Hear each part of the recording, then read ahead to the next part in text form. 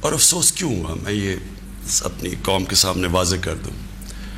جو بھی عدلیہ کا فیصلہ ہم ایکسیپٹ کرتے ہیں، افسوس اس لیے ہوا کہ جو ڈپٹی اسپیکر نے جو اسمبلی پروگ کی تھی اس کی وجہ کیا تھی؟ اس کی وجہ یہ تھی آرٹیکل 5، یعنی کہ بیرونی مداخلت ہوئی تھی پاکستان کے عدم اعتماد پہ۔ تو میں یہ چاہتا تھا کہ سپریم کورٹ کم از کم اس کو دیکھتا تو صحیح، یہ بڑا سیریس الزام ہے کہ ایک باہر سے ملک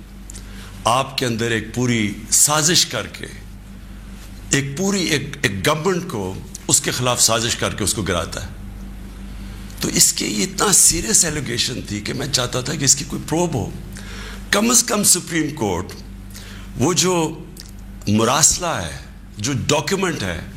کم از کم اس کو بلا کے دیکھ تو لیتا کہ کیا یہ جو ہم کہہ رہے ہیں کہ یہ اتنی بڑی سازش ہے اور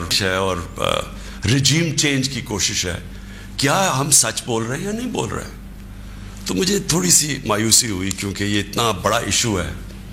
اور اس کے اوپر کوئی سپریم کورٹ میں بات نہیں ہوئی۔ اور دوسرا مجھے افسوس یہ ہوا کہ اتنی جلدی جتنا فیصلہ آیا، جو 63A یعنی کہ جو کھلے عام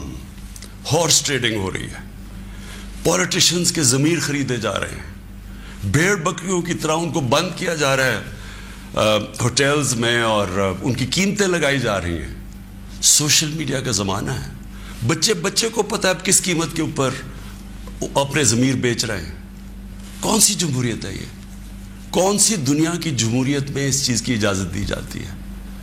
اور جو سب سے بڑا انصاف کا فورم ہے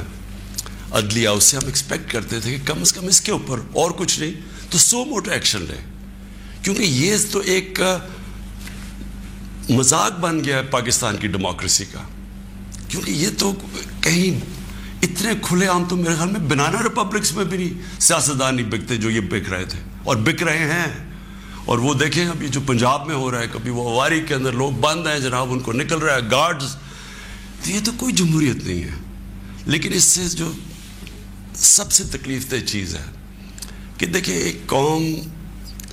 جس کی 60% سے زیادہ آبادی 30 سال کی عمر سے کم ہے، یہ ہماری یوتھ ہے، یہ ہمارا فیوچر ہے، اور فیوچر کو آپ اگر گائیڈ نہیں کریں گے، ان کی تربیت نہیں کریں گے، ان کی اخلاقیات کو اٹھائیں گے نہیں، اس طرح کی چیزیں کریں گے، تو وہ بھی یہ سمجھیں گے کہ اگر ملک کے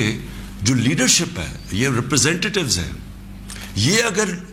رشوت دے کے لوگوں کو خرید رہے ہیں، کوئی بک رہا ہے کوئی خرید رہا ہے، تو ان کی ہم کیا مثال پیدا کر رہے ہیں؟ یعنی یہ کس طرف جا رہا ہے پاکستان؟ اور یہ پہلے بھی یہی شریف برادران نے شروع کی تھی چانگا مانگا، آج سے کوئی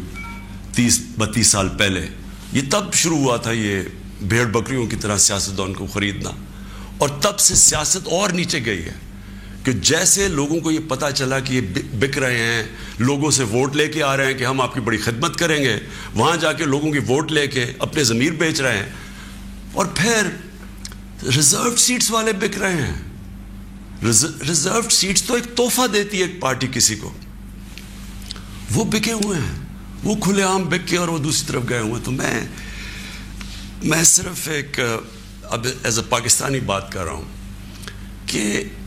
جو ایک خواب دیکھتا تھا اور شروع سے کہ ایک بڑا ہمارا عظیم ملک بنے گا،